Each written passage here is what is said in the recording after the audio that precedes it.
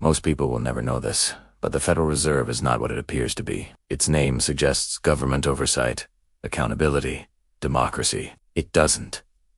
The truth is far more unsettling. The Fed, America's central bank, is controlled by private interests, families, and banking dynasties who have quietly influenced global finance for over a century. Every decision, every policy, every crisis has been shaped by these hidden powers. This is still happening today, and it touches every dollar you earn, every loan you take, every interest payment you make. Most people will never know this because the public narrative paints the Federal Reserve as an independent institution, managing inflation, stabilizing markets, and supporting growth. They rarely mention the real mechanics of power. Here's what they don't want you to see.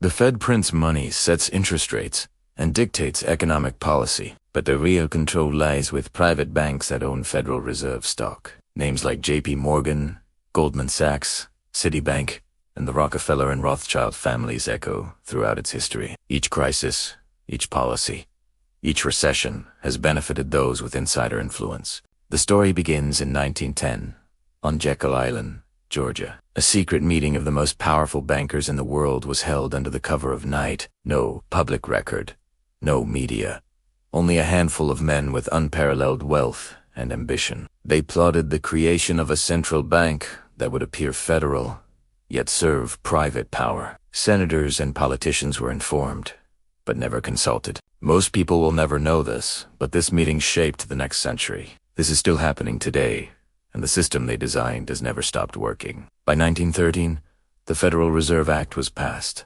Publicly, it was hailed as a solution to financial instability. Privately, control was ceded to private banks, shareholders who would profit regardless of the economy's health. Bank shares are privately held. Dividends flow to shareholders. And the Board of Governors, while appointed by the President, has historically been dominated by Wall Street elites. Most people will never know this, but the same families who orchestrated the Fed's creation still influence it today. This is still happening today, and each economic crisis is a tool for consolidating power. Consider the Great Depression. The Fed's contraction of the money supply in the late 1920s and early 1930s dramatically deepened the crisis. Interest rates were raised while the economy collapsed.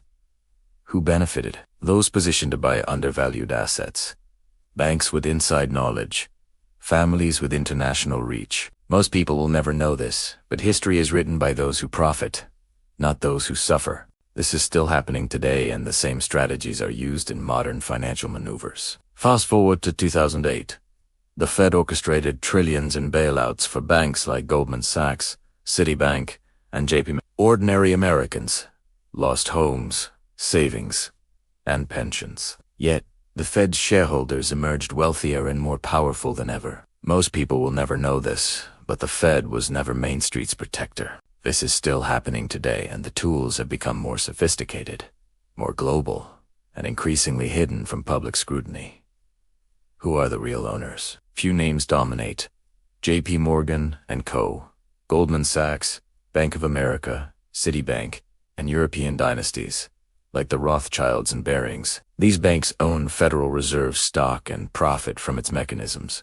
Dividends flow, influence, consolidates, and policies bend to their interests. Most people will never know this, but the same power structures that controlled the Fed in 1913 persist today. This is still happening today, and while politicians debate deficits and economic reform, the boardrooms of these banks quietly write the rules. The Federal Reserve directly shapes every financial crisis. Quantitative easing, interest rate adjustments, and bond purchases.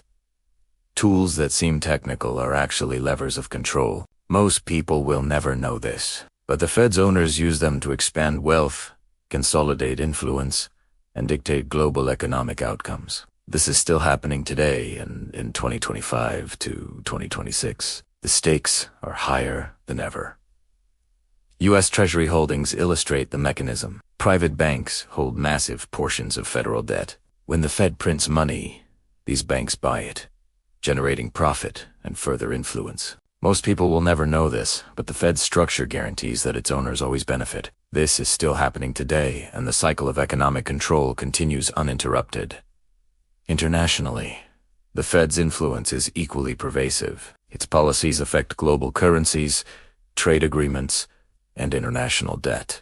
Countries that aligned with Fed strategies gain favor. Those who resist face financial pressures. Most people will never know this, but decisions made in Washington or New York ripple across continents. This is still happening today, and the Fed's owners are positioned to shape the world economy far beyond U.S. borders. Looking at recent developments, Fed minutes reveal ongoing strategies to manipulate interest rates, manage bond purchases, and influence market behavior. Most people will never know this, but every policy announcement, every interest rate shift is orchestrated by individuals connected to the same families and institutions from the early 20th century. This is still happening today, and citizens remain unaware of the subtle controls shaping their financial reality. The next financial crisis is inevitable.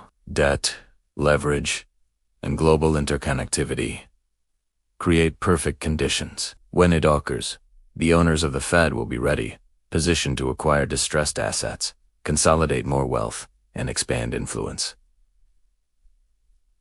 Who wins? Banks, dynasties, and shareholders. Who lo es? Who lo es? Ordinary citizens, small businesses, anyone relying on financial stability. Most people will never know this, but the cycle repeats relentlessly. This is still happening today, and understanding who controls the system is the first step towards safeguarding yourself. The warning is clear. The Federal Reserve is not federal. It is privately controlled, centuries old, and embedded in global financial networks. Most people will never know this, but the real owners are few, powerful, and connected. This is still happening today, and the choices of the next decade will define financial freedom for generations. If this video woke you up, drop a like and subscribe. New forbidden truth every single day. Turn on notifications to. Next one might save your wealth, committee. The one thing you're doing right now to prepare. I read every single one.